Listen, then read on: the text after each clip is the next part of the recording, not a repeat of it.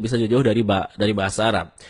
Dalam sehari kita salat 5 kali, oke, dalam 5 kali sehari. Dan coba bayangkan kalau misalnya dalam salat kita suka salah baca ayat ataupun doanya. Niatnya mau berdoa untuk kebaikan, malah jadinya keburukan akibat salah baca. Nah, khususnya surat Al-Fatihah. Karena surat ini merupakan rukun dalam salat dan pasti dibaca di tiap rakaat. Dan semua ibadah salat pasti dibaca surat Al-Fatihah tentunya. Oke, mari kita lihat kira-kira kesalahan apa yang sering kita lakukan saat kita membaca surat Al-Fatihah. Oke. Yang pertama teman-teman, ketika kita membaca Bismillahirrahmanirrahim. Ada sebagian kita membaca Rahim dengan Rahim. Ini merubah makna. Rahim artinya yang maha penyayang. Sedangkan Rahim artinya maha merdu. Bacaan yang benarnya insya Allah dengan huruf H. H dalam tenggorokan.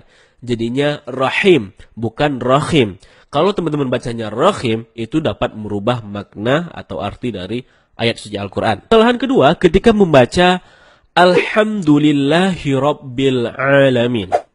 Nah, ada yang membaca Alhamdu tidak menggunakan H dalam kerongkongan. Kalau kita membaca Alhamdulillah dengan H dalam kerongkongan, ya artinya segala puji bagi Allah.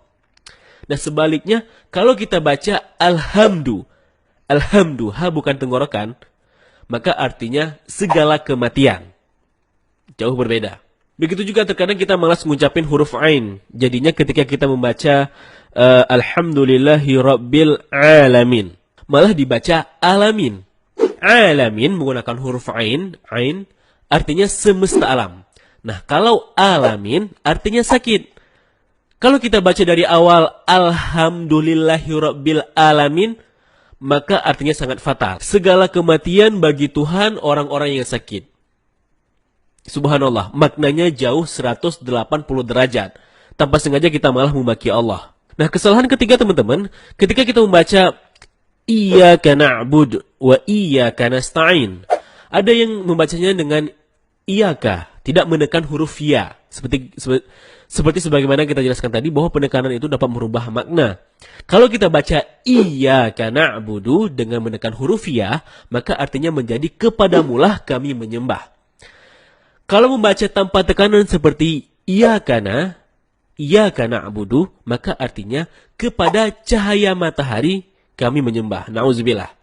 Berbeda jauh 180 derajat, teman-teman. Nah, tanpa sengaja kita telah melakukan 3 kesalahan. Pertama, merubah makna, kemudian memaki Allah, dan yang ketiga, meminta kepada matahari atau berlaku syirik. Nah, kalau setiap salat yang 5 kali sehari kita bacanya terus salah-salah, demikian maka setiap rakaat kita sudah merubah makna, memaki Allah, dan berbuat syirik. Nah, itu baru Al-Fatihah loh, belum lagi bacaan-bacaan lainnya. Jadi yang awalnya ibadah untuk memuja dan berdoa kepada Allah, malah sebaliknya. Inilah sebab kenapa bahasa Arab atau bahasa Al-Quran sangat berbeda dengan bahasa Indonesia. Seperti video yang sedang viral sekarang ini, di mana Al-Fatihah dibaca dengan Al-Fatihah. Nah teman-teman, Al-Fatihah artinya pembuka. Sedangkan Al-Fatihah ya dari kata fataka. Kalau kita lihat dari kamus artinya membunuh, menghancurkan, atau menghapuskan. Sangat jauh berbeda. Nah, dari nama surat saja kalau salah sebut bisa merubah arti 180 derajat. Gimana lagi teman-teman kalau beserta dengan isi-isinya, isi suratnya. Oke gini, saya tidak bermaksud untuk menyerang suatu individu, melainkan dari video viral ini kita ambil refleksinya. Ya, kita renungi dan kita ambil ibrah. Kita nggak menyerang individu, bisa jadi juga itu karena cuma kesilapan penyebutan.